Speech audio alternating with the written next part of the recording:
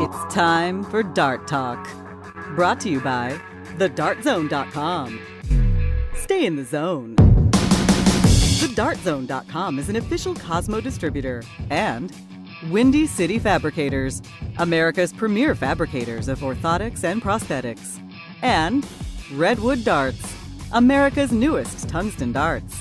Stand straight and tall and hit them all. Redwood Darts. And now, here are your hosts, Mystery Mark and Steve P.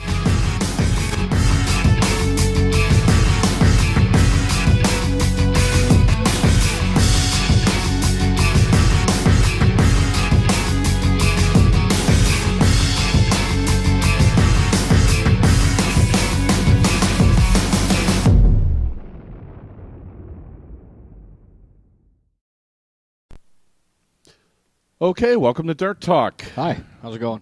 Good, how are you? I'm hanging in there. No complaints. Tuesday, October 16th, 2012. Last time I checked. Steve Pannunziello with Mystery Mark. Yet another episode. I think it's number 40 for the year. Dart Talk brought to you by the Dart Zone. Stay in the zone. TheDartZone.com is an official Cosmo distributor. Also, thank you, Windy City Fabricators, Redwood Darts, and I must say, just a little bit of like personal news. I signed with Cosmo last week. Did you? All right, congratulations. I did. So they're not sponsoring the show, but a shout out to Nozomi and Fit Flight and Cosmo Darts. All right, we're liking them a lot these days. A lot to get to. Anybody else signed with them? What, lately? Yeah. I don't know. Oh, okay. Just can't asking. keep track. I mean, they got a lot of players, a lot of good players, and their players ended up winning. So.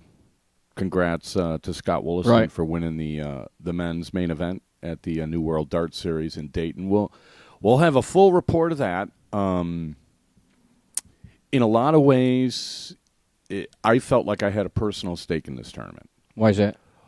Well, I'll play a clip from a show we did last year, or not we, but a show, one of the Dart Talk shows from last year. Something that was on the air. My erstwhile co-host and I, in episode 9, if you guys want to go back in the archive, we talked about unveiling the perfect tournament format. All and right. Let's see how close we came. So let me play like about 30 seconds. Oh, first, we have a new disclaimer. We do. Yeah, All you right. ready for this? Yeah, let's hear it. Here's the new disclaimer. I'm not familiar precisely with exactly what I said, but I stand by what I said, whatever it was. All right. There you go. That seems apropos. Sure. People come up to me at tournaments and they're like, well, you said this and you said that. And I'm like, I don't think I said that. I think what I said was this. And, I people sometimes they misquote you or they misunderstand what you're saying. So that struck Or they me. just don't listen.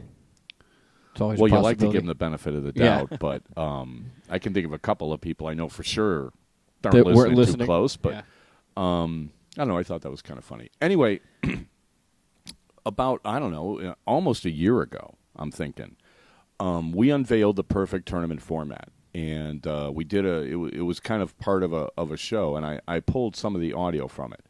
So let me see where I put it, and I will play it, and we can kind of talk about it. If you can find it. Well, it's here. Hang on. I know I put it here. Here it is. Okay, it's only about 30 seconds, so we'll let this rip. What you need to do is figure out a way to get people in there and playing more, throwing more darts. And if you can do that and at the same time not stress everybody out by making them play 11 hours, everybody's going to have a much better time. They're going to get more darts in, and they're going to be much more willing to come and enjoy the tournament you're putting on. And then, once the numbers come up, the payouts go up, and, then everybody's happy, and we're back in the glory days. I mean, it's a pretty simple solution. Okay, that was pretty much the... I cut that down from like 8 minutes. Yeah. But that was pretty much the gist of the argument. Throwing more darts.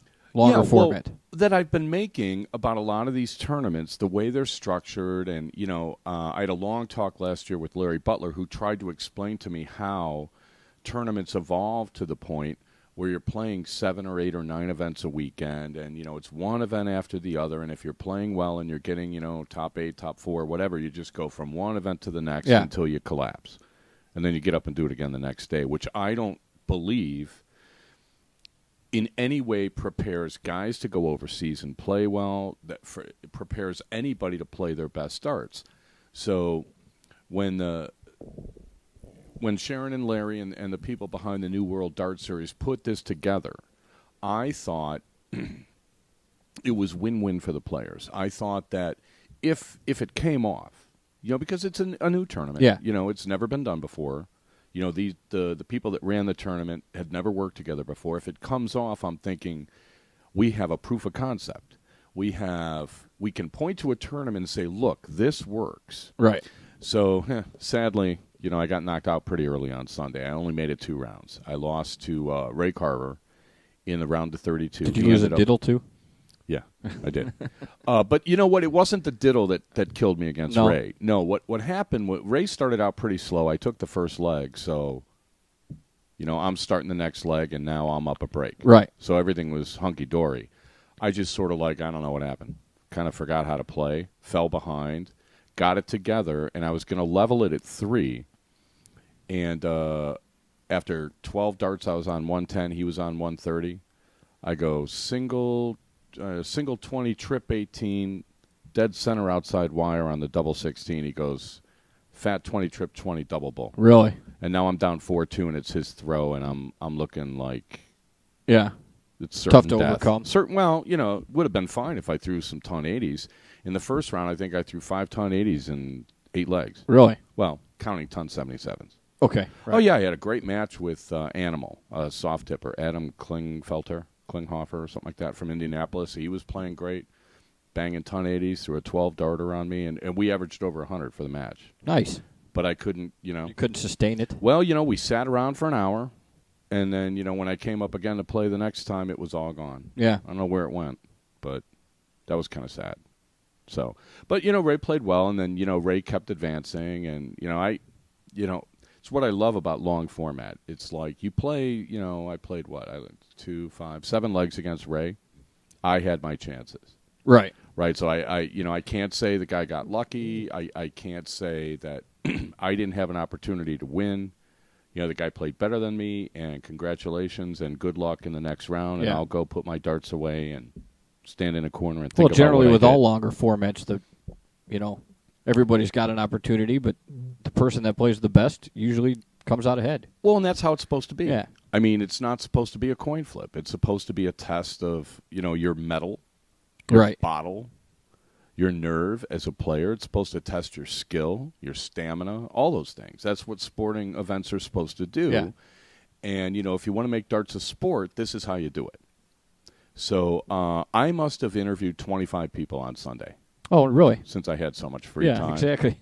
And I was bagging people in the hallway. I was interrupting them in restaurants. I was, sidling up to them while they were watching, doing this, doing that. And every single person I talked to loved the format. Nice. Absolutely loved it. So I consider this tournament to be a smashing success. Was it supposed to last as long as it did? Well, we'll get to that. I mean, like any new endeavor. Yeah. I had a long talk this afternoon with Anthony Eugenia, who was the tournament director, right. And I thought, did a pretty good job, all things considered. I mean, there was a lot of last-minute stuff, and you had a team of people that had never worked together, and you had a lot of issues coming up at the last minute, and some decisions. We'll talk about it. I mean, pretty much the consensus overall, though, was that everybody really enjoyed it. And absolutely. Yeah. And every single person said, absolutely, I'll do another one. Let's have one next month. Right. Right. No, seriously. Seriously. I mean, it was an extremely popular with the players. Yeah. And the only complaint I heard was from one woman from New York who said she didn't like playing at 10 in the morning. Why? Well, she can't get up that not early? a morning person, yeah, apparently. Really. And I was like, well, I don't know. Every tournament I've ever gone to, I'm up at 10 playing. Yeah. Or checking in or warming up. And I was like, hey, in Vegas, we were there checking in at 7:30. They should have had a camera on that line. Right. You had some rough looking darters, especially because it's in Vegas. People stay up later than maybe they would, somewhere else. Stuff like that. So we have a lot to get to. I don't know where you want to start. You want to start from the end or the beginning? I mean, Well, we do have results. Why don't we start from the beginning? From the beginning. Okay, well, let's see. What's your beginning? Yeah. Picked up a couple of people, so Friday drove to Dayton. Friday was the... Right, Friday was a blind draw. Yeah. And 501, best of 5, flip and go, or did we diddle? How many people were in it? Signed up? Pretty much everybody. But one of the problems was that they had some people dropping out.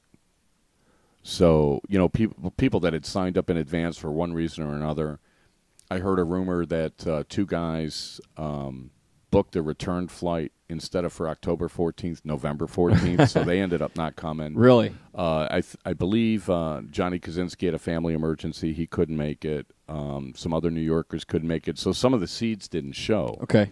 Although I must say, I end up looking pretty good with the odds. Did you? Well, yeah, Right. I put Wollaston off the board because I haven't seen the guy play, and as it turns out, had I taken everyone's action, I'd have won every bet because Wollaston ended up winning. Well, Larry yeah, was that's second true. favorite. He made second. Right? Wollaston knocked I don't know out if Darren Young you in the could top do that 8. though. You can't take people. I mean, Well, if you take everybody's action and nobody wins, then you well, take yeah, all I know, the but money, you can't, right? You can't say, well, just he was off the board, so you're screwed. He was off the board, and so was Bob Seneve, which was a good idea because he didn't even show up. Right, He but nobody had a a chance medical to problem. pick him as a winner, so you can't just say because he should either be in the field or if he wins. It's like you take bets off the board all the time in pro football. If somebody's injured, like like if Tom Brady's injured and you don't know if he's going to play, he's off the board. But if there's no line on the New England Green Bay game because Tom Brady's injured, you can't bet on Green Bay, and if New England wins, you lose. Well, what I could have done is updated the odds, when I got there. Sure. But who had time? Well, no, but okay, look, we're not bookmakers. Technically, okay, this is all for entertainment purposes. Technically, you can't have somebody in the field and not have a line on him, and then therefore make everybody else a loser. But that's what would have happened Yes, if I took everyone's and you would have had a action. lot of people mad at you. I don't know. How many people would have bet on Wollaston? Did you watch him play? Yeah, I did. Did you see the little hitch he had? Yeah. I mean, he's been fighting that. Right.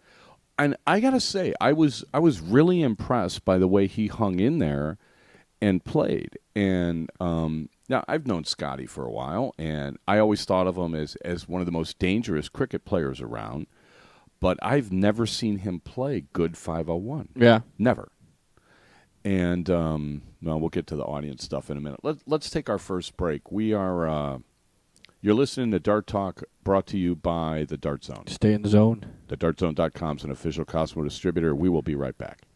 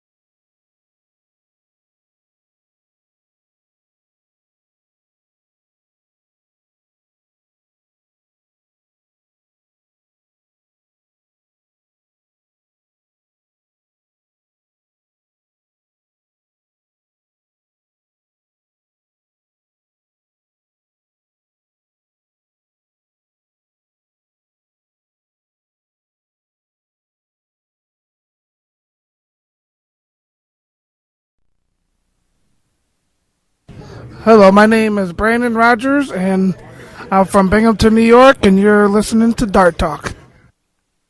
Okay, we're back, and brought to you by the Dart Zone. Stay in the zone. The DartZone.com is an official Cosmo distributor. Before I forget, 2 pieces of news that we should convey to everybody that doesn't already know. They announced it in the Dart Hall. It was like kind of ironic timing, but Chris Helms, the ADO president, came out of his coma. Nice. All right. Which got the biggest round of applause of the night.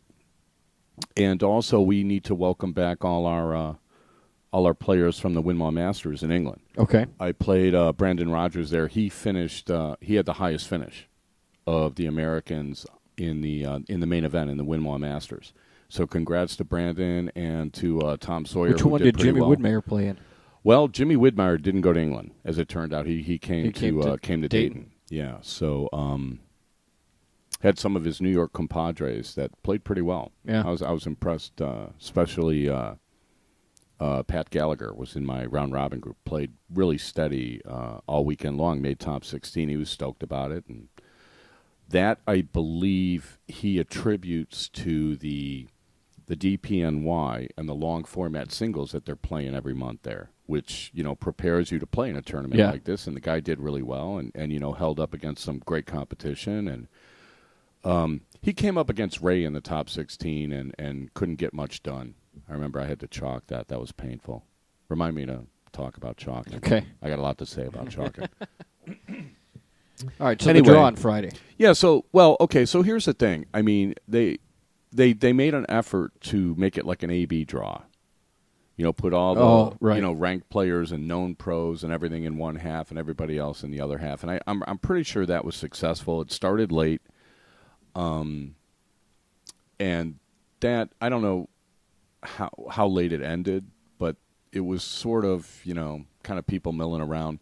It was kind of weird because, most dart tournaments, you just kind of go fill out a slip, you give it to them, and you walk away. But, they're kind of checking in everything because they wanted to do the, the round robin group draws and stuff like that. So I had to go up there, and I believe they streamed it.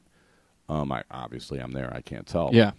So I'm pulling names for Ray Carver's group and stuff like that. And then it turns out, this guy's not there, that guy's not there. So the tournament people had to kind of, it seemed to me like scramble a little bit because, now you've got, you gotta change where's everything. this guy, where's that guy, right? So the no-shows, there were more no-shows than I would have expected for a tournament that you're pre-registering for, but they handled it pretty well. Yeah. And I had a great partner for the draw and kind of let them down, but sorry about that, Jason.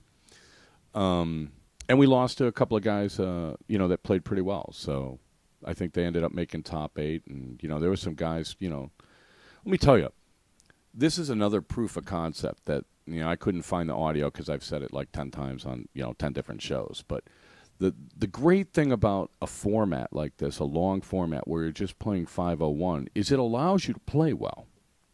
And there was the guys in England, like Tom Sawyer was, I think, 1 match away because they had like the BDO World Championship is called Lakeside.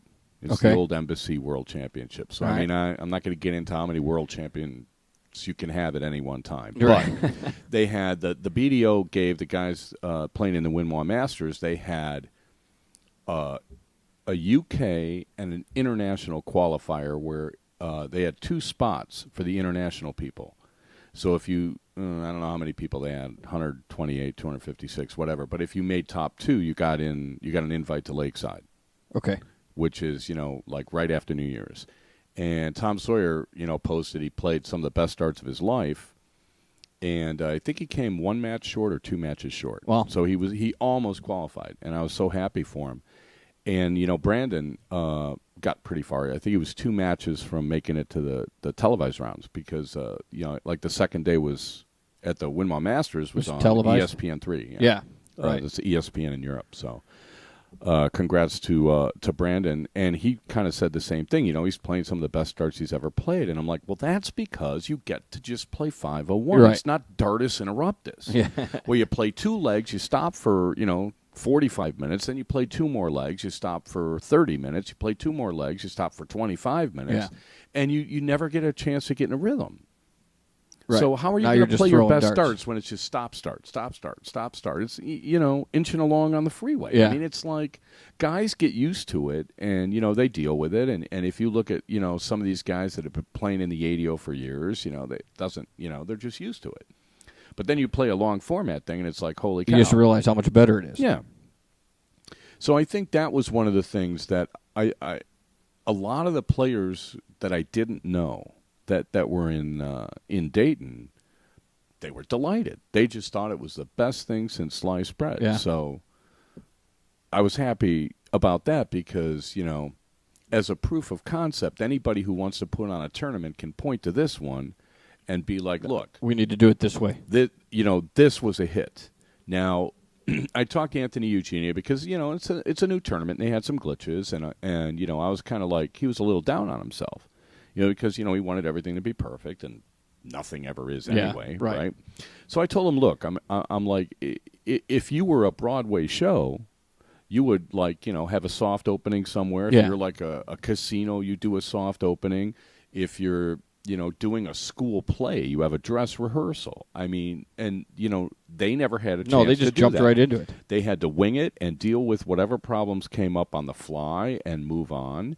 You got guys traipsing in with expensive camera equipment from California, and then you got people coming from New York to do commentary they've never done before. Yeah. Right? So, and the fact that it all came off, I think is It's fantastic. not only is it fantastic, but I mean, they should all take a bow. Yeah. I mean, yeah, it wasn't perfect, and everybody knows it wasn't perfect, but nobody expected Right. it That's to what I be was saying. perfect. Nobody expected it to be Right, perfect. and I thought the darters handled everything pretty well. I mean, I don't know when it happened that I became the complaint department.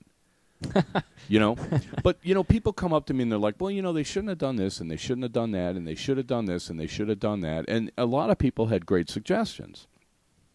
For instance, in the well, okay. On the women's side, there weren't that many women. Okay. Which I'm starting to wonder if the women's events need to start just being not ignored, but look, if the women come, we'll give you 100% payout, and if you want to put it on the flyer, just say it's 50 for first, 25 for second, and $15 for top four. And then right on the flyer, payouts will increase based on participation. Right, sure. If you can't sanction your tournament because you have to put something on the flyer, then don't guarantee them anything. Because I was very disappointed with only 50 women. Yeah. In the biggest money tournament the women have seen in years. Yeah. How many come out? 50. Yeah. Now, Which you would have expected how much? How many? I don't know, 80? Sure, why not? Yeah. I mean, there's 80 or 100 women going to a couple of tournaments a year, but they do go to Virginia Beach. They get almost 100 women in Virginia Beach, and let me tell you, Virginia Beach doesn't pay anywhere near what this thing paid. Right. Now, I don't believe that the women are going out to Virginia Beach to play mixed doubles with their significant other. Gee, why not? Because I think like they so want much to go fun. there and play Yeah. women's events. Okay, so you play the mix, but I don't think that's the No, be-all and right. end-all of their weekend. Right? Exactly. And I've heard people tell me, well, if you run mixed events, then the women will bring their guys and stuff like that. I don't believe that for a second. Not for a second. Women's participation has been in a steady decline in all the tournaments I've been going to for the last, 3 years. And the women are going to have to step up and start bringing their sisters. Right. Bring your sisters to the tournament and make them play. Yeah. Teach them how to play. Show them how much fun it is to play darts for real. That's like my Right. new mantra. Play darts for real. Okay. Play for real. You want to play for real? Wednesday night, we're gonna have a cricket tournament. Come play for real. You want to have fun and hang out with your buddies and play league? That's cool too. But screensaver, why not? You want to play for real? We don't have anything Come on play the screen for real. anyway. Is this thing still lagging? Because I'm pretty sure it is. So I don't think Yeah, the it looks chat like had it. anything I don't to do think with that it. helped. Anyway, So what they did with the women was the women had 8 round robin groups. All right. With 2, and they seeded 16 women, so you had 2 seeds in every round robin group. However, what they did was only 2 women got out of the group. Okay. So you had to beat a seeded woman to get out of your round robin group, and then everyone else was in the consolation. And I was like, they didn't have to do it that way. What they should have done is put 3 people out of every group, because some of the groups only had 5 or 6. You take the top 3, whoever finishes first gets a bye in the first round. Yeah. Then you have 24 people that play into the round of 16. Right? And then the other half are in the consolation. The way they did it, they had way more women in the consolation, and it was sort of like, the 2 seeded women that didn't get through the round robin, one ended up winning, and the other one got beat by her in the semis. So it's kind of like the idea behind having a consolation round is that players of lesser ability can play with the big boys or the big girls, as the case may be, and then on Sunday, they're prepared to play everyone else. Right. Okay, so now what they did in the men's thing, which I was a little confused by, was the men had groups of 8 or 9 in the round robin. They had 16 groups, right? Yeah. And there were 2 seeds in every group, right? But 4 people went into the main field, right? 16 times 4, 64, right? So you didn't have to beat a seed. You just had to finish in the top half of your round robin to make it into the main field. Yeah. Then what they did was they took the losers of the first round of the main field and put them in the consolation bracket. Oh, and that's what you were confused about? For the life of me, I don't see the logic there. And probably in the future, if anybody asks me, I'll say that's probably not a good idea, because the attraction and the appeal of a consolation bracket is for the lesser players to be able to play other lesser players and have in their a own little competition. tournament. Yeah. If you're going to put in like the 32 through 64 and have them play in the consolation, who do you think's going to win? Yeah, pretty much. Right? So my idea was to do the payouts more like they did in Montreal, where the consolation money for this one was pretty good. Yeah. I think it was like $1,200 to win the consolation. That's like the same thing that people were getting for top 4. Well, now, okay, that's not fair, right? So what you do is you lower the consolation payout, and then you give people who lose in the first round of the main field something. Like, okay. I think LeScratch. That way you get something for winning your advancing from the round robin. Yeah, I'm trying to remember. Like the entry fee for LeScratch was $110. They didn't bundle it in with a hotel or anything. And I think top 64 you got $75. So as long as you finish in the top half of your round robin, you've almost made your money back. And then if you went one more round, you actually got more than your entry fee. Okay, yeah. Right. And it was the same kind of pay structure, I think. The year I went, it was $5,000 for first, $2,500 for second, I think $1,200 for top 4, $800 for top 8, and so on down the line. So in effect, you're rewarding people for getting out of the round robin. Well, yeah.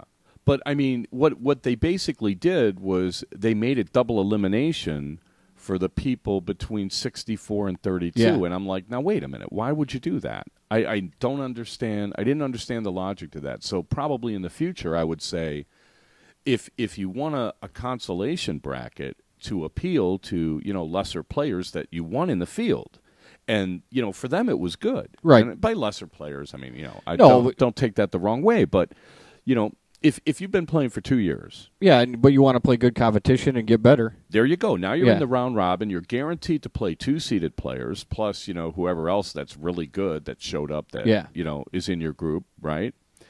And then, okay, once you're done with them and you see where you stand and everything, and, then the next day you're playing people more at your level. I'm not saying to handicap it. I'm not a big believer in handicaps because it leads to sandbagging and all sorts of nonsense, right? I agree. But if you're going to have a consolation bracket to appeal to, serious recreational players, however you want to characterize them, then now you're gonna stick them in with guys that were in the main field that got knocked out. And let me tell you, the guy I played awesome. I can't believe he didn't win. He kind of walked. He was a little irritated. I think he made like top 4 and he messed something up and just got out of there really angry and stuff. So right. Well, he's mad at himself. Of course. He was playing so well. I was just astounded. I even got by him. So that was I did win the diddle there. Oh, that was helpful. Yeah.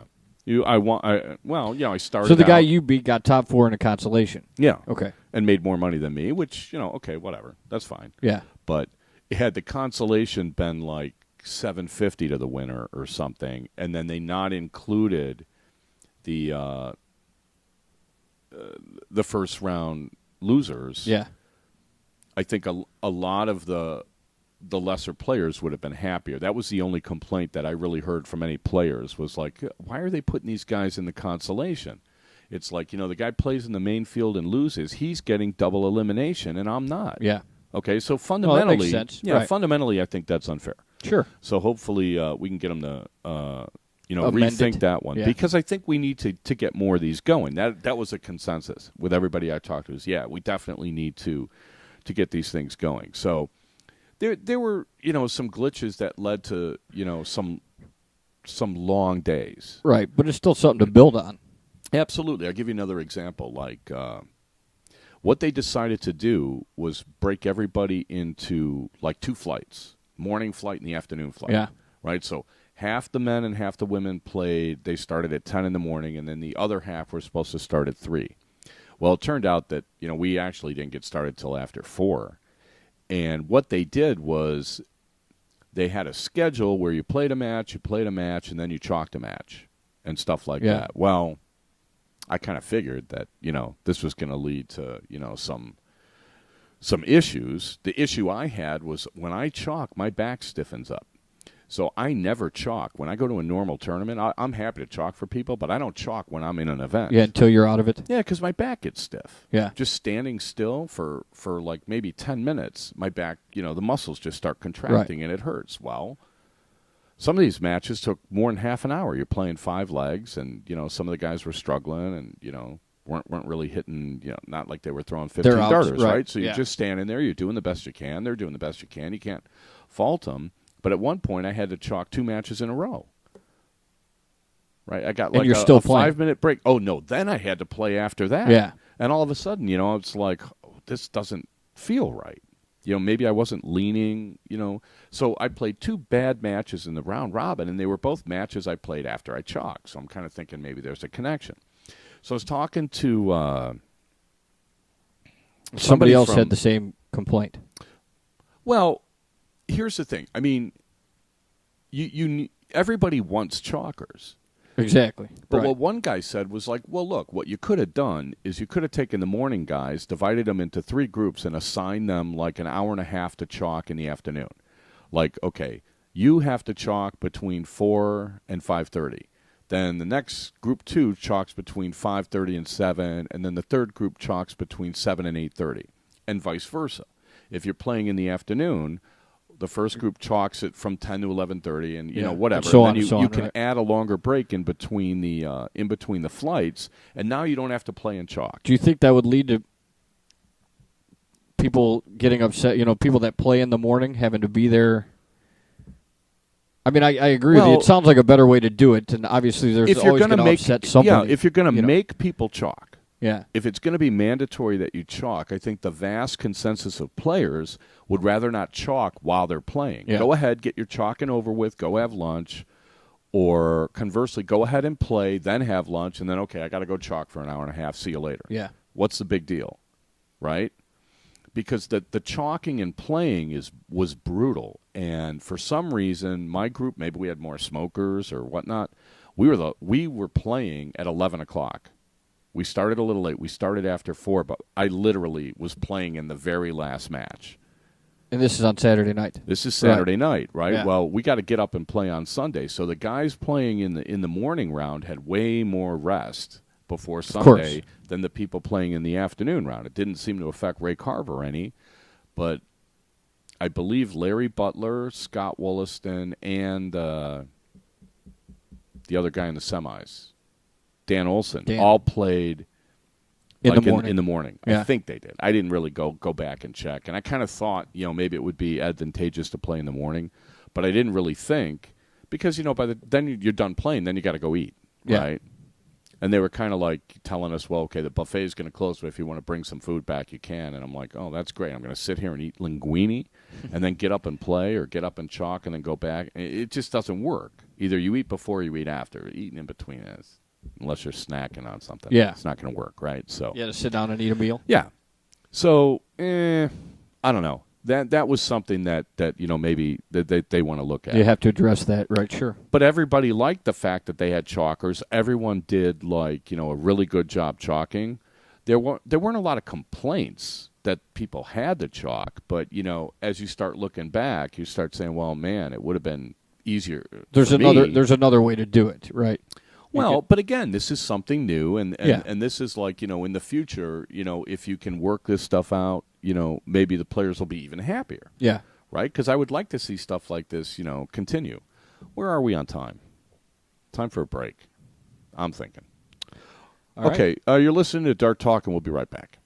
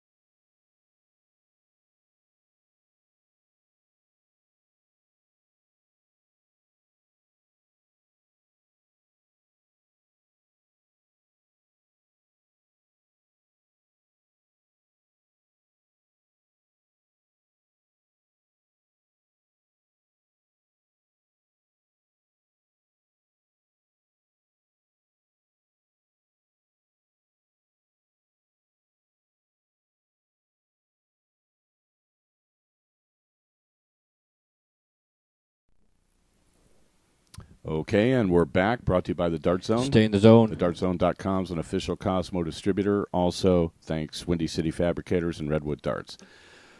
We're back in the chat room. I don't know if that helped the lag any. We don't think it did, but there's nothing we can do about it right now. It's at least we got rid of the background noise, hopefully. One step at a time.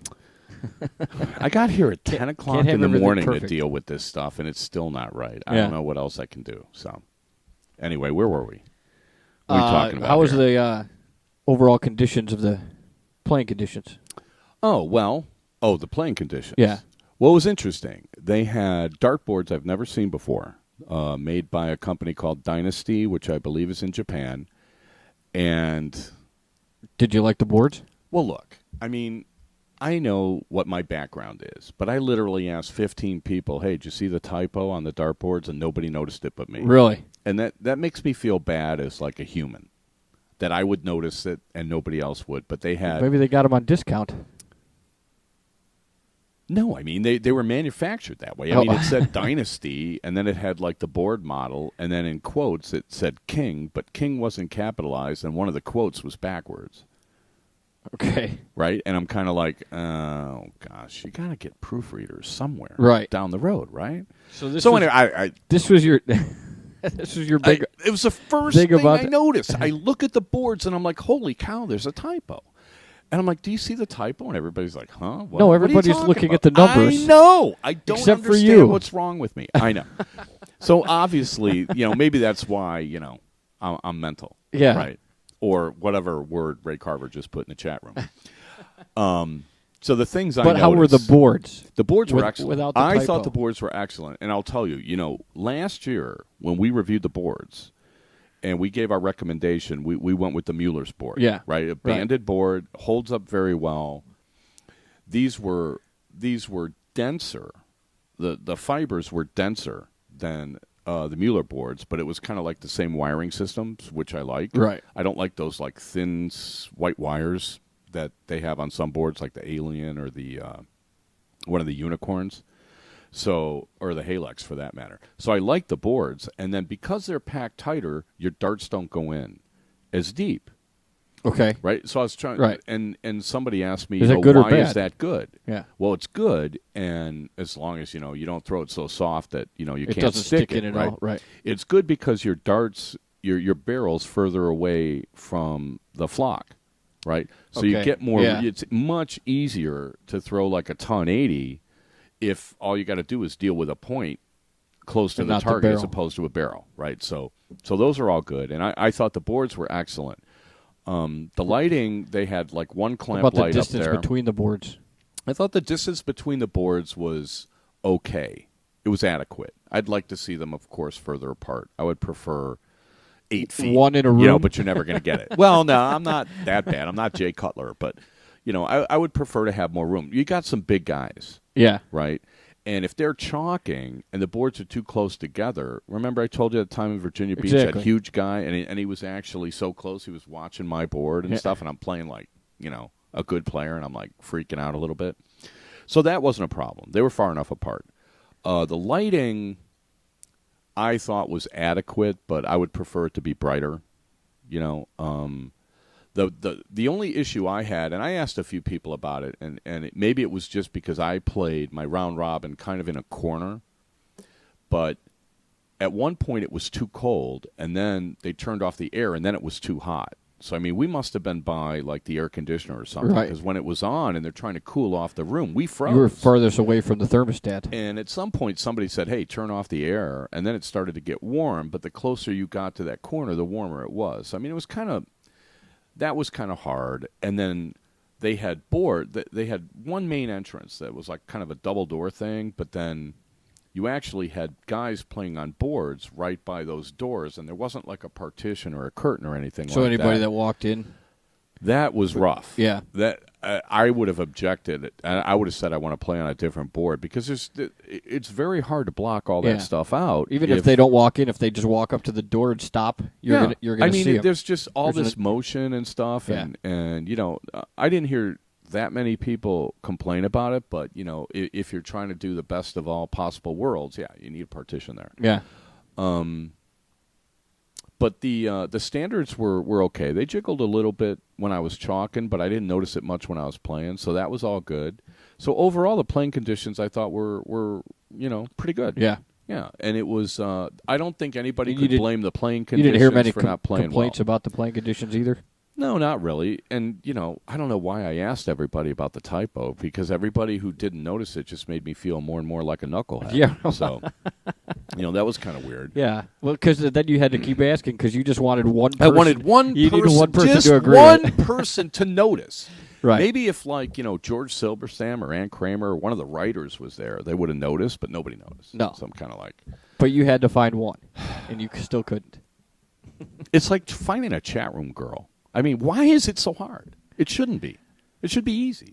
people. Well, should until be they find out begging who to be our they're chat until room they find girl. out what room they're going to be, who they're going to be That's sharing why the you room with. have to rope one in. You're more charming. You're more sure. presentable and whatnot. So whatever. Anyway, so the playing conditions I thought were excellent. Now the stage, they had they had a stage with one board on it, which I think was a serious miscalculation, given the way that they ended up doing the events on Sunday. Part of the reason that there were delays on Sunday was because they had all these semifinals on stage. Well, if you would have had the semifinals simultaneously, you would have saved a lot of time. I mean, so you want a stage with 3 boards? I'm pretty sure nobody wanted the men's final to be going on at 10 o'clock at night. I mean, what is that, 4 in the morning in England? I mean, it's probably great if anybody's in Asia watching because it's probably prime time. Yeah, exactly. But, the timing of things got a little out of whack on Sunday. I mean, our group ran late. Start in the morning? Well, it was supposed to start at 10. I think that it probably started a little late. And then they split. They did the men's top 64 first, but they cut the field in half. So it was like you were on a board and you were either first on or second on. And I couldn't for the life of me figure that one out. Why didn't you just play all – you had boards. Play all 32. Okay, right. Top 60 is 32 matches in top 64. Play them all. And they were worried about getting chalkers and all this stuff. And I'm like, well, you could have, announced it on Saturday. And people were, like the consolation people were coming down to warm up.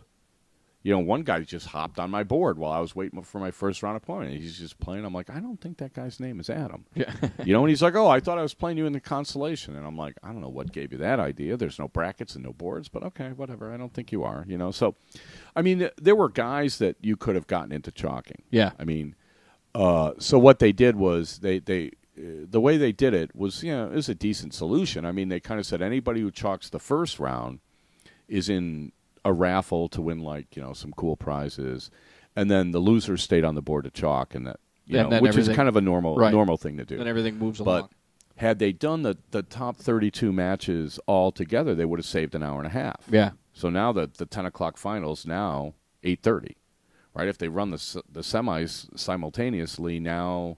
That 8:30 finals 6 at o'clock. 5:30. Yeah. And the same thing happened when I went to Montreal a little bit differently, where I waited, 3 hours between top 8 and the semi. But then I played the second semi, and 10 minutes later I was playing the final. I mean, it's hard to time this stuff, but if you're going to stream it live and you're going to tell people we're going to be streaming it, you got to hit your mark. Yeah. You can't just say, oh, okay, yeah, we're streaming it, but we'll be back after this, or you know what? Because from what I noticed, it was like, and I'm not exactly sure on it, but I could have sworn I put it on right at noon when football started, and nothing was on. And then people were asking questions, and I thought I saw them type in that we're going to be on at 2, and then all of a sudden it's like, well, we're not going to be on until 4. And I'm not exactly sure how it went, but it was something like that. And I just kept looking at my computer screen, and it was never on. They'll iron this out. Yeah. The one thing that they'll do better next time is the scheduling. Yeah. And part of it isn't really, part of it is circumstances. Like, you got people not showing up. Right. You got people not showing up from one day to another. So they're trying to save time, and they got people checking in, but all they really had to do, if you're going to check people in, then check them in and then do the brackets. Don't do the brackets and then have people check in. What's the point of that? You just say, hey, there's the draw. Go look for your board. Right. Or wait until we assign a board or something. So it seemed to me like they made it a little harder on themselves. I don't know. I didn't really have time to, get into the minutia.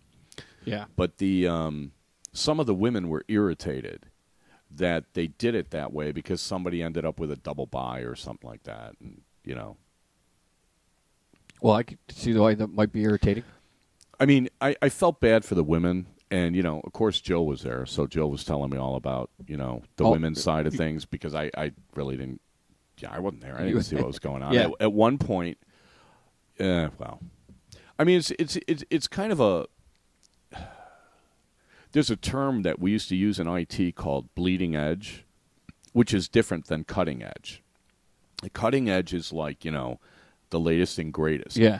Bleeding edge is developing. the latest and greatest. Okay. Where, you're beta testing and things crash and things don't work, and then one by one you solve your problems. So this tournament, as successful as it was, I'll, think of it like as bleeding edge. You would categorize it. Yeah, 1.0, right? Exactly. And then 2.0 will be like infinitely better. Yeah. Right? So, I mean, you got, they'll learn from the mistakes. I just hope we can have more of them. Right. You know what I'm saying? So, should we do some results? Or sure, why don't you? What else didn't we talk about? Well, now, you saw the stream. What was the streaming like?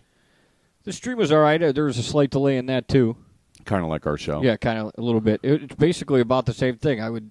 You'd see the person go up to the line, and all of a sudden you would hear thunk, and the dart's still in their hand. And then all of a sudden, there it would be in the board, and which was fine. You knew they threw the dart, but the only problem I really had with it was when it was the winning dart. Somebody throws a ton 80, all of a sudden the guy's announcing a ton 80 before you actually see the darts go in. Yeah. So it's like watching TV but listening on the radio. Yeah, kind of. Right. So they're not in sync. Yeah. And then, but then double 10's the number on the guy's third dart, and you're waiting and you already hear the announcer saying that it's the game, and then all of a sudden the dart goes in the board. So, but you kind of try and tune that out a little bit. I thought it was fine. It was fun to watch. Yeah, I watched a lot of it, from the audience when I wasn't like dogging people to give me their opinions and making a nuisance of myself and everything. And was there a lot of people watching? That's one thing I couldn't tell. Well, it was there were, but a lot of people I think are camera shy. So at the beginning of like the semis, there were more people sitting like in the back behind the camera than there were sitting in front, and that's something that as darters we're going to have to get on the same page. I had a little discussion actually with Darren Young about this. So, this is maybe a good opportunity to talk about this. You want to take a break first, or you want to talk Are we on time? Are we already time for a break? Yeah. Okay. All right. Well, okay, remind me where we are. We'll be right back. Well, it'll just be a minute.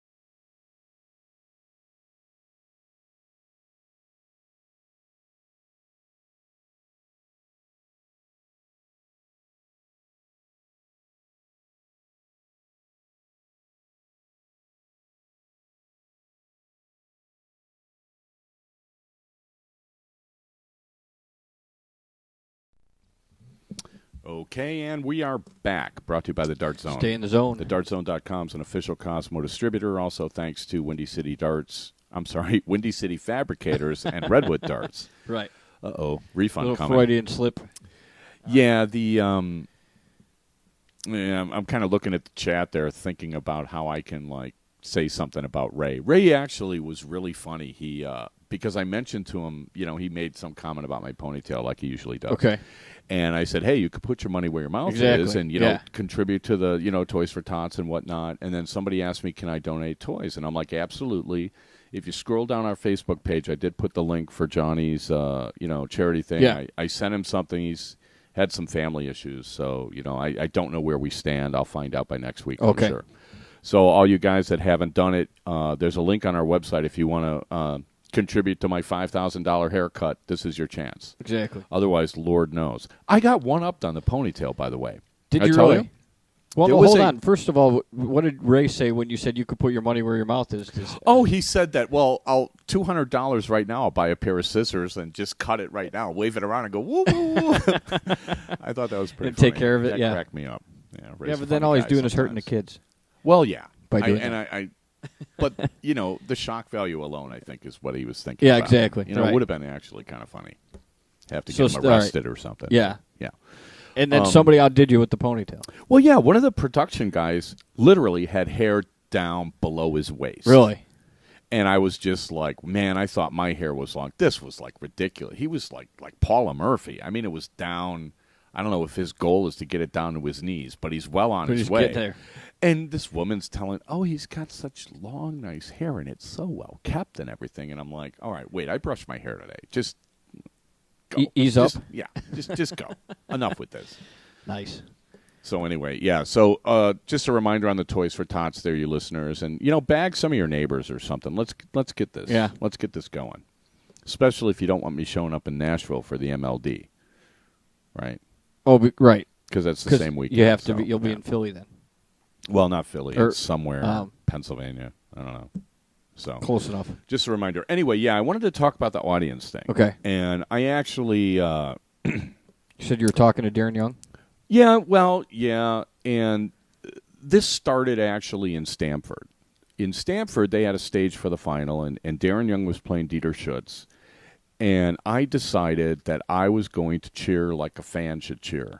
Yeah, right? Well, you went through this once before. Right. Probably after the Stanford tournament. Well, yeah, and but it's I remember like that, yeah. if everybody wants stage matches, stream live, and all this other stuff, we need an audience. You need some participation. Yeah, you need to you need to be able to cut away to people enjoying themselves and to people being excited, because that gets the viewer at home excited. The same way you cheer for a football team. Now, personally, and I tried to explain this to a bunch of people, I don't care who wins.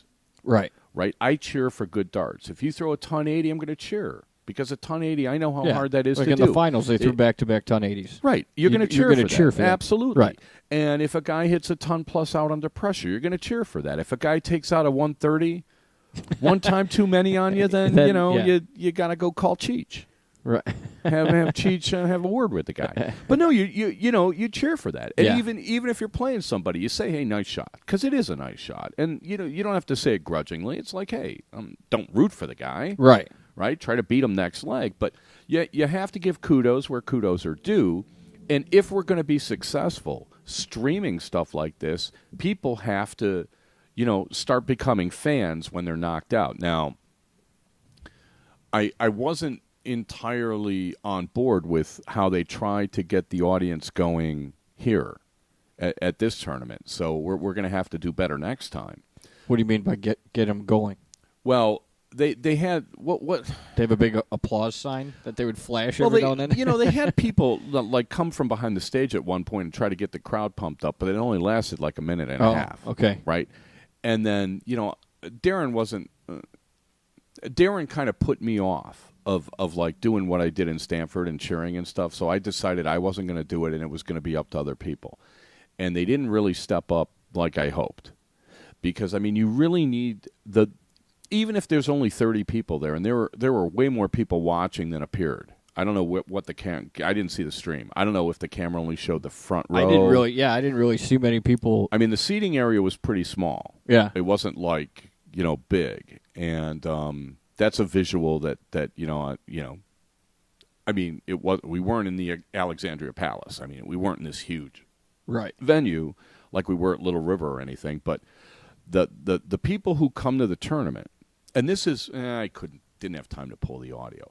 What I had said with the ultimate tournament format is what they could have done here had they run things differently. Like had they run all 32 first-round matches at the same time and all this. What I had said was once the singles are in the top 16, you could take sign-ups for cricket and run a cricket tournament for whoever's left. So the people that are out of the consolation in the first couple rounds and the people that are out of the main event in the first couple rounds can go play cricket. Go play a cricket singles, right? Because you want to keep people around so you have an audience for the final. But you can't keep people around until 10 o'clock at night. On a Sunday, that's a travel day. And then what they kind of were trying to tell people is like we're not going to pay out anything until everything's over, until the men's final. Well, okay.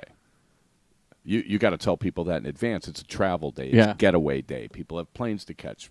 People are, planning on being at work Monday morning. Some people drove, 10, 12 hours. Other people had planes to catch. So things like that. You can't have them hanging around just to... Well, I mean, it would be nice, and I understand why you want them around, and we should encourage it, but you can't have literally a captive audience and then stand there and say, now cheer. Right. I mean, nobody's going to be in the mood. You know what I'm saying? Yeah. And, even the players, I think the delay in playing the final was a little too long. Now, before anybody blames the women, I don't blame the women for the delay. I think it was just a matter of they had too many stage matches. They could have played the semis on the floor, or they could have had, a three-board stage where you play the semis simultaneously so people can watch them all. Yeah. It's going to be a little more difficult to stream that, right? And the other thing about the streaming that a bunch of people said that I was actually surprised by is they could have pulled matches from the round robin, because you could have looked in advance and said, okay, when this guy plays this guy, let's put him on stage. When this guy plays this guy, let's put him on stage. So you could stream some of the matches. Right, going on Saturday. Yeah. You could have looked at the bracket for the round of 64 and found, 5 pretty compelling matches that you could have streamed, right? Suppose, I think that would have been a great idea. Suppose, I don't know, I'm trying to think of, I'm not, because, I'm 28 years old, I don't know. Who's Mila Kunis? Who's the girl's the sexiest Mila girl? Kunis. Mila Kunis. Suppose she was in there. Yeah. Pretty sure you should stream one of her matches. Right. If you want an audience. You know what I'm saying? I mean, you could have found compelling matches to stream. Sure. And then told the audience why it's compelling and given the players exposure. Because when you're going to promote a tournament and say that you're streaming, it's got to be more than just the final on Sunday night. Yeah. I mean, you saw That's right. You saw my girlfriend playing on Friday, didn't you? Saturday. On Saturday? Yeah. But it was, but it was only, it just said on the stream, it just said testing. Yeah, that they were testing. And so they just had the room, and Well, next time they do it, we'll definitely make a point. And this is something that I said, I don't know how many shows ago. We need players, like some sort of players association representative with whoever's making these decisions. Say no. Sure. Like if you're going to put the top, or if you're going to put the first round losers in the consolation bracket, from a fairness standpoint, I would say no. From a player standpoint, well, yeah, you get a chance to double dip if you screw up in the first round. Yeah, I'm all for it. But a players association would have to say no. A players association would say that fundamentally changes the event, and under no circumstances can you do this. Right. Right? And it's to their own benefit, because they're kind of shooting themselves in the foot with something like that, because now you can't sell the consolation round to the bottom half of the field. Yeah. Right? So, hopefully they'll change that.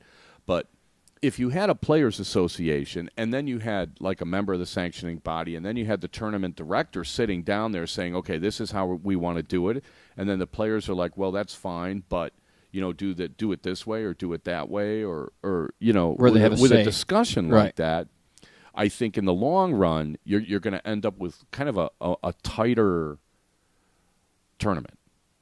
I think things are going to run better, and then everybody's going to know what to expect, because this is all going to be done in advance. Yeah. So I think it was partly unfamiliarity. Well, because doing something new. Nobody knew they were shows. taking the first round losers. I didn't see it on the flyer, and I didn't see it. I actually read over some of the stuff they sent me. I didn't see anything in that, and that there were a couple of like, I mean, it's lesser players. I got to think of a better way to put it. But, I mean, they were irritated, but they didn't want to come off like whiners. So when they told me about it, they were a little bit sheepish, but I got what they were saying. You got the like, gist. Hey, I want to whack at winning. I had to play you all day. You took 5 straight legs off me. I want some payback. Yeah. Okay, obviously, this weekend I'm not getting payback on you, but I want payback on somebody else, and you totally kill that. When you put the other 32 and in then there. I mean, it's just, and the same with the women, where only 2 women were getting through. You could have gotten 3 through. It wouldn't have mattered much. Yeah. I mean, I'm in any format like this, whoever's playing the best that day is going to get through. Nobody's getting lucky. Ray and Ray and Scott went down to the very final leg. Dan and Larry, Dan was up 4-0, and, Larry came roaring back. The matches themselves were compelling. Right. They just needed to be, scheduled. So what I was talking to somebody about is I'm like, look, if you're going to stream this, you got it in the wrong order. Do the men's final first, then you do the women's final first, then you could do the consolation finals. The consolation was kind of treated as an afterthought. They kind of ran the final in a corner. Nobody saw anything, and then eventually, like 2 hours later, they announced the winner when the winner already left. Right. Great. Yeah. That's just awesome. What the tournament people, what I would convey to them is like, the prize money's great and everything, but everybody wants their share of glory.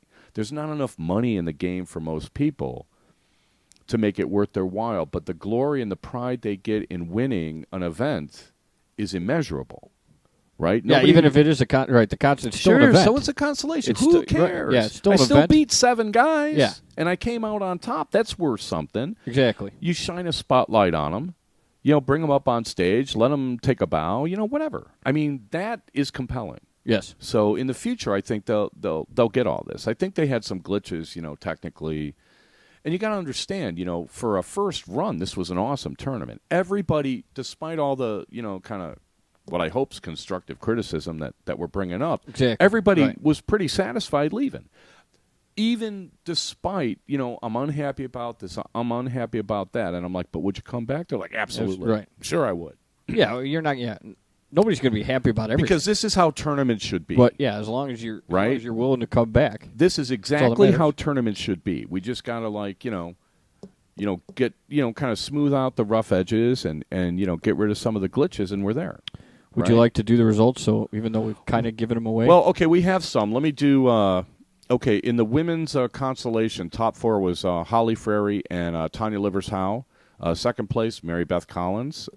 Very pleasant company on the road, by the way, Mary Beth. And the winner, my favorite, Susanna Kovac. Congratulations to them. I didn't get the top 4 for the men's consolation, but Ron Miller from Ontario, Canada, came in second to Kevin Yasinchuk. So congrats to Kevin. Fantastic player. In the women's singles main event, top 4, Callie West and Sarah Simons. Congrats to Weeble and Callie.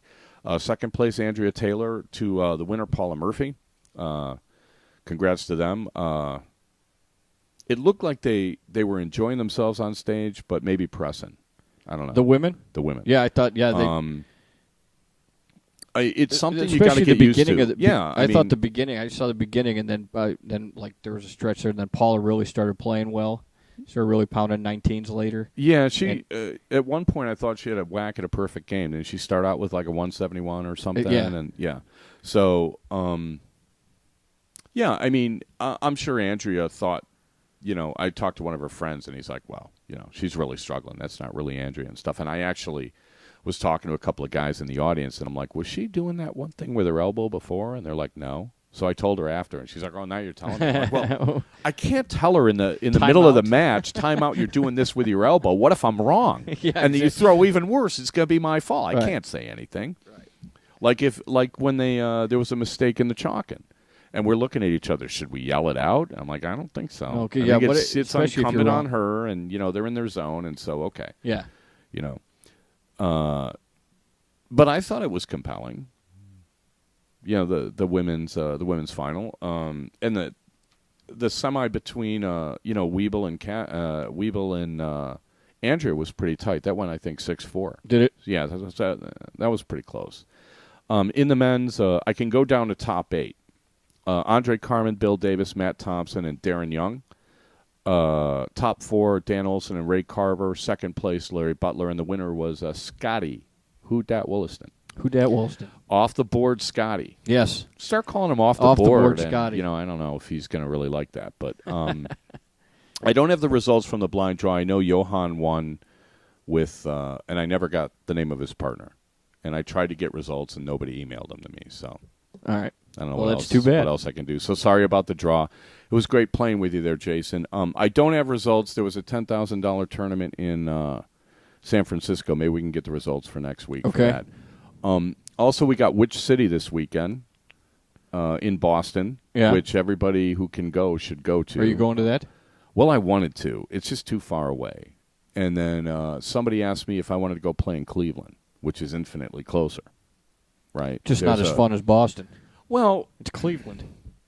It's not even in Boston. It's outside of Boston, like across the border in New Hampshire. Like they sold out an entire hotel just for the tournament. Really?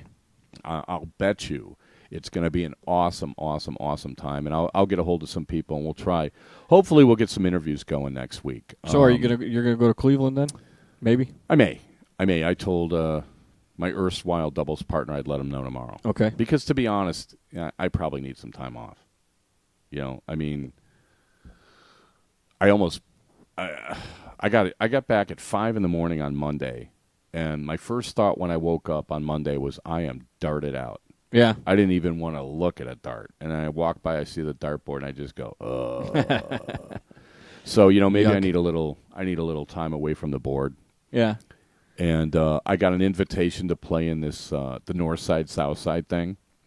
Is that this weekend? In the Windy City? No, it's the weekend of the 29th, which I'm sure conflicts with some other tournament, but I'll have to see if I can play that. That's the other thing I wanted to say about the audience thing, is there's nothing more fun than playing darts with a bunch of people screaming, either for you or against you. It doesn't matter. The energy it gives you as a player, and Darren talked about this when we interviewed him about playing on stage, and I'm sure like if you talk to Ray Carver or you talk to anybody who's played on a big stage, like Larry Butler or Williston's done it, it's a whole different deal. Yeah. And they, to a man, would say, I can't wait to do it again. Doing the live streaming, I think that might have thrown the women off because, they're maybe a little self-conscious that they're being filmed and stuff. But I think once, they got in the groove and forgot about it and started playing their game, then, they played better. I don't think it bothered Ray. I don't think it bothered, Dan or anything like that. I think the only thing that maybe bothered, Ray and Dan and Larry and Scotty was waiting around so long to play the semi. Okay, right. And then how long did they wait to play the final? I mean, you watched it. What do you think of the commentary on the streaming? Somebody said that it was cutting out so much he couldn't really understand it. Well, I was watching football and a baseball playoff, and so you weren't really listening. And the darts, so I wasn't really listening to the commentary. But well, you're killing me. I mean, maybe next time I'll step in the booth. Said but we mentioned that Darren hit 7 perfect and missed the 8th dart. Were they giving a car away? Well, here's the deal. Well, yeah, they were. They were going to give a car away right? for a perfect game. And here's the deal. I mentioned last week that 2 guys in the field had thrown perfect games lately in the last few years. One was Larry at the PDC, and one was Darren in Philadelphia a couple years ago, and he did it on the board next to me. And there was all this commotion. I ended up losing. I kind of lost my focus. I think I was playing Bob Seneve and kind of blew it in the pro single. So whatever. Not blaming Darren or anything. No. So Darren got 7 on the perfect game, and he was like 3 boards away from me. Still made a commotion that like distracted me when I was playing Ray, and what had nothing to do with how I played.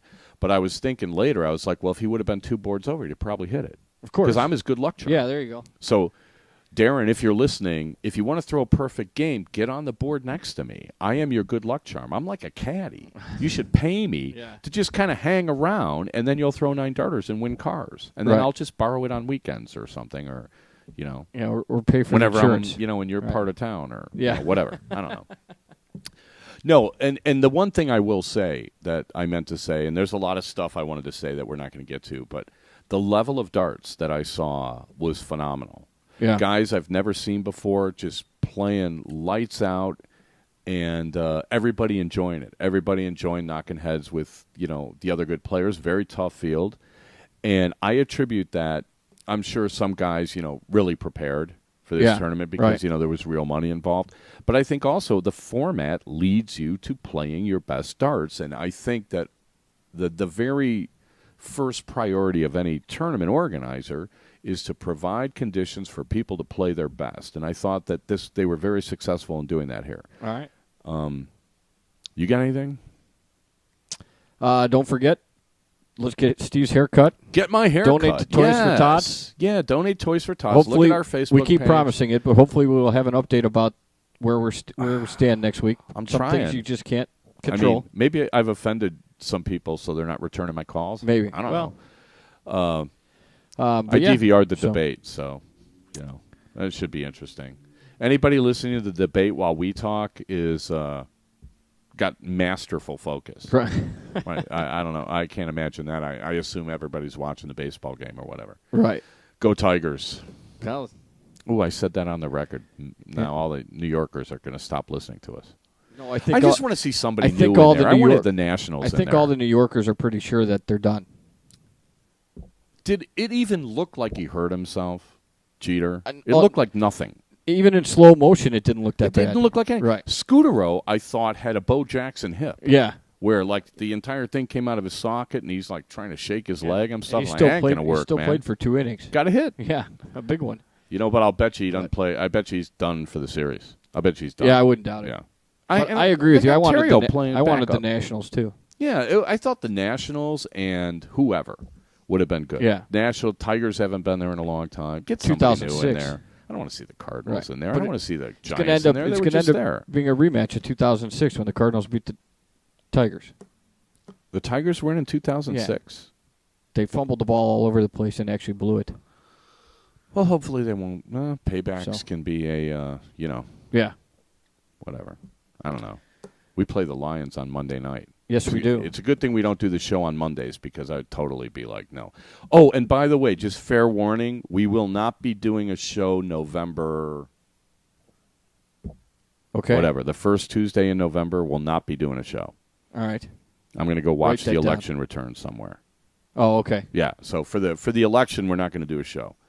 But, yeah, and then I heard that, Darts Around the World is taking a hiatus. Are they? Any particular reason why? Or did you hear? I don't know. I didn't hear anything definitive, and I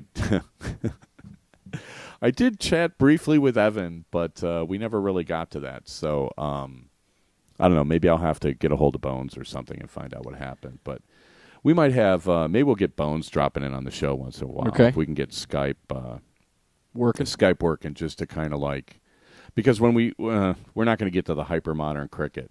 That's going to be, there's going to be people like telling us that we're full of it, and then I'm going to have to explain the error of their ways. And okay, it's going to be brutal. The cricket's going to be brutal. Usually what you try to do anyway. Next week, I promise, we will start Chapter 1 of what is hypermodern cricket and why everybody needs to play it. Okay. So let's give everybody a tease on that. Once again, we're brought to you by the Dart Zone. Stay in the zone. TheDartZone.com is an official Cosmo distributor. Also, thanks Windy City Fabricators and Redwood Darts.